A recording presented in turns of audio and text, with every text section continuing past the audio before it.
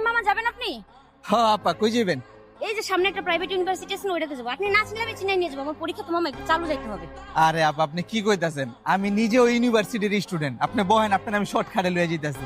পরীক্ষার আগে আগে যাবেন না, বহেন। আপনি মামা প্রাইভেট ইউনিভার্সিটির স্টুডেন্ট হয়ে রিক্সা চালাইতেছেন? আপনি মনে ফেল করছিলেন তাই না? ফেল করছি মানে? পাস করছি আপা, পাস কইরাও এখন রিকশা চালাই, সবই কপাল।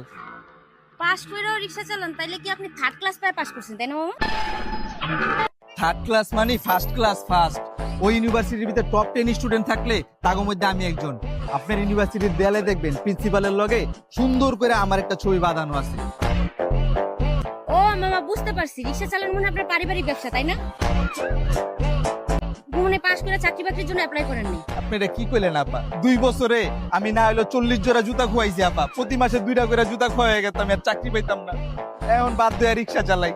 ফার্স্ট ক্লাস পায় মামা আপনার এই অবস্থা, আমি আর পরীক্ষা দিয়ে কি করব? আমার এমনিতেই প্রত্যেক সেমিস্টারে মামা একটা দুইটা রিটেক থাকে।